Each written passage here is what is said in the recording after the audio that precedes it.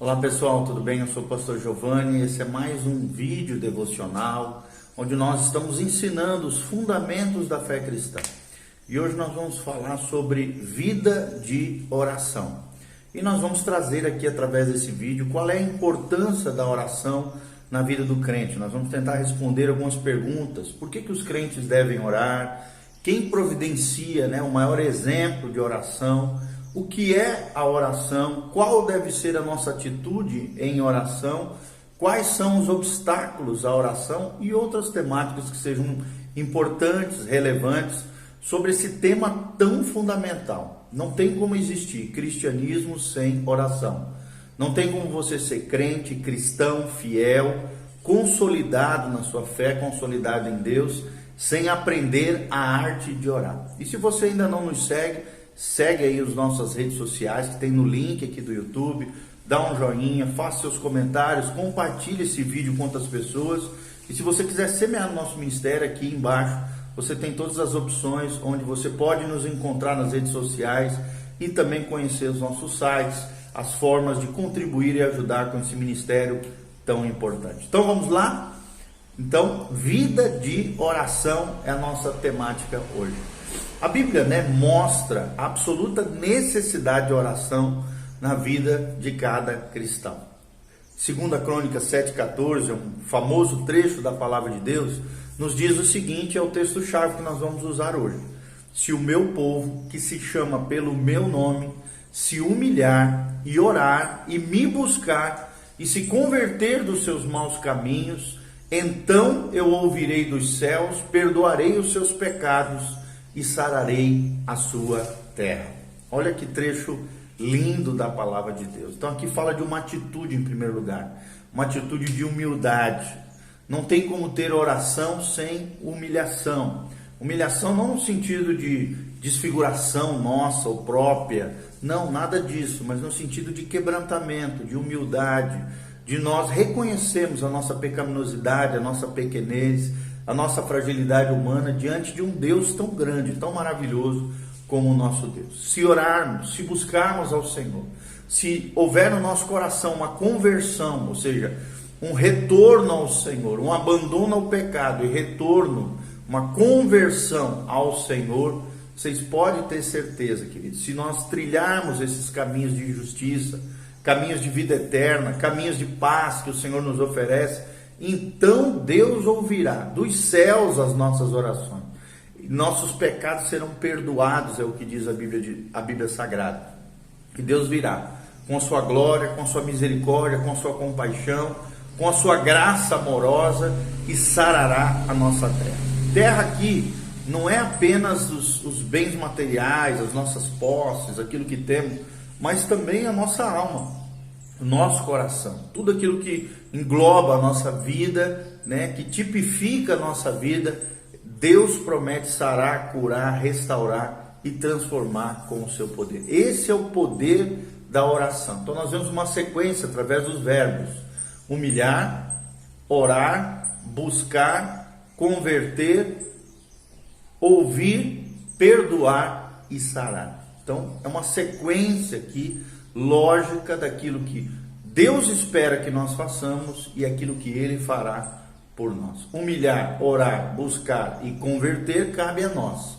E a Deus ouvir o nosso clamor, perdoar os nossos pecados e sarar a nossa terra, a nossa vida, aquilo que está sob os nossos cuidados, sob a nossa gestão, sobre a nossa mordomia. Tá bom?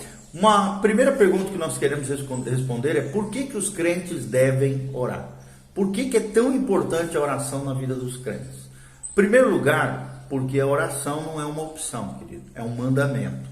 A Bíblia diz em Isaías 56, versículo 7, olha o que diz Isaías 56, 7. Nós vamos ler aqui para vocês o que diz a palavra de Deus. Isaías 56, 7 diz: também os levarei ao meu santo monte e os alegrarei na minha casa de oração.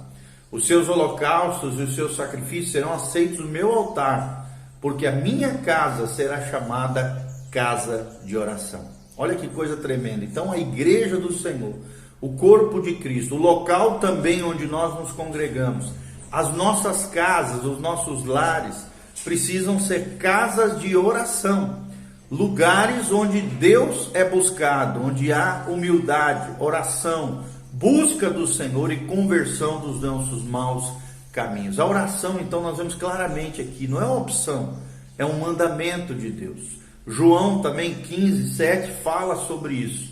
Olha o que diz João 15, o Evangelho de João, capítulo 15, versículo 7.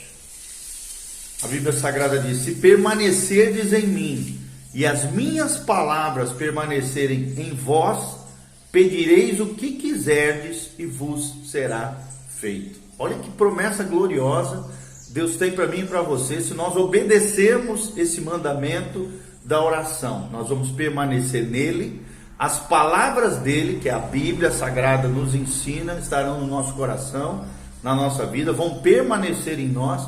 E se nós orarmos em cima das promessas de Deus, da palavra de Deus, a Bíblia diz: pedireis o que quiserdes e vos será feito.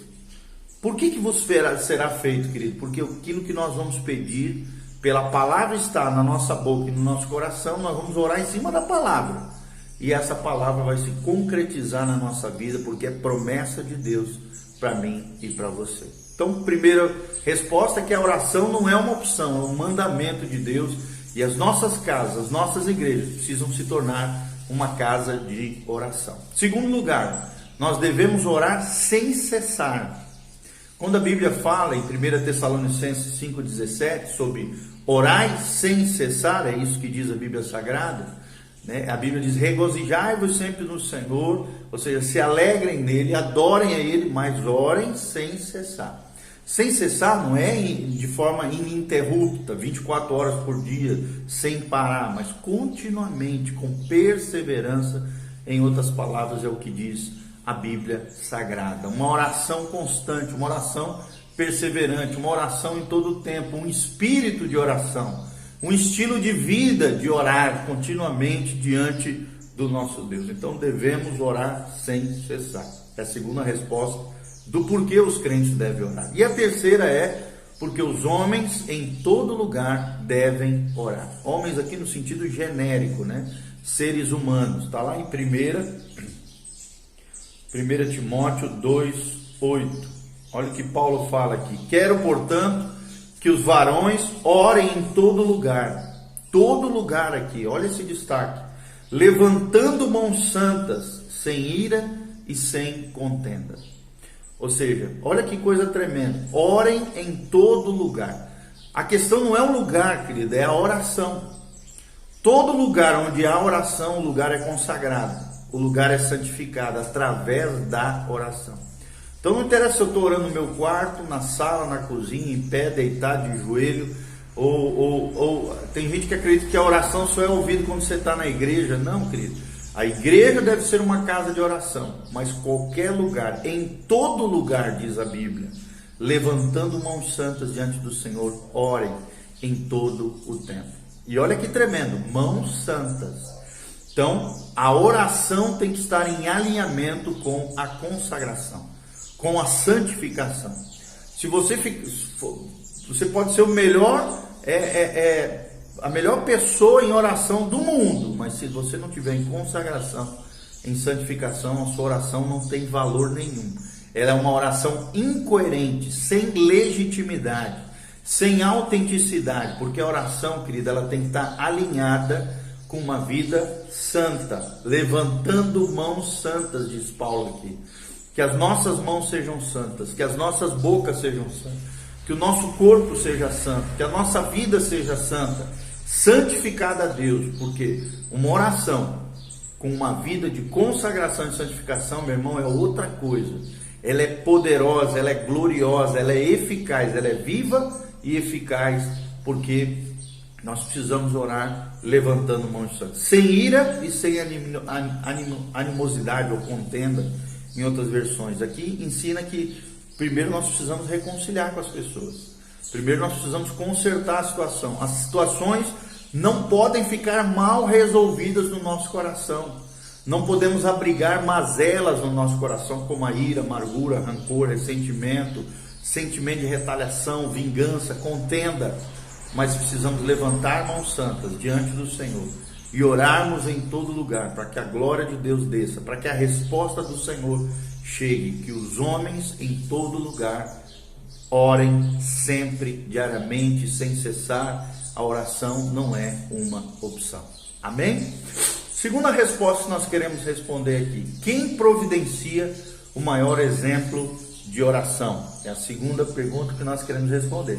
E a resposta é o Senhor Jesus. Se tem alguém que é um exemplo para nós, de alguém que orava sem cessar, que orava entendendo que era uma expressão de obediência, era o mandamento do Senhor, e que orava em todo lugar com mãos santas, esse alguém foi Jesus de Nazaré.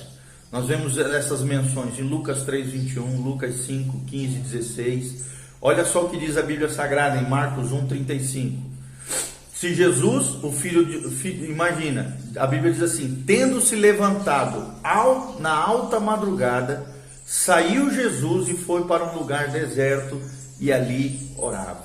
Então nós vemos que seja de madrugada, seja de dia, pelo menos, por exemplo, no livro de Lucas, pelo menos 11 vezes aparece Jesus saindo à parte, indo orar, indo buscar o Pai, né? Saindo de madrugada, como está aqui em Marcos 1:35.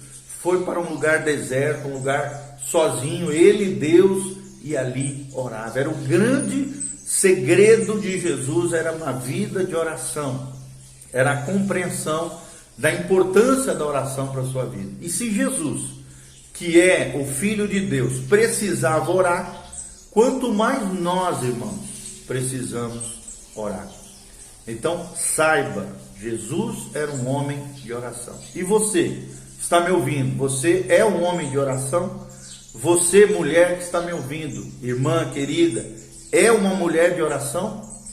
Deus te reconhece como alguém de oração? Você homem, você mulher que está me ouvindo? Será que nós somos conhecidos por Deus como homens e mulheres de oração? Lembre-se, Jesus é a nossa referência. Ele é o autor e consumador da nossa fé. O nosso olhar tem que ser para Ele. E Ele nos providencia o maior exemplo do que é ser pessoas de oração. Ok? Terceira pergunta que nós vamos tentar responder hoje: o que é oração? O que é oração? A definição desse conceito bíblico tão importante, um dos fundamentos da fé cristã, que é a oração. Em primeiro lugar, querida, a oração é uma disciplina espiritual.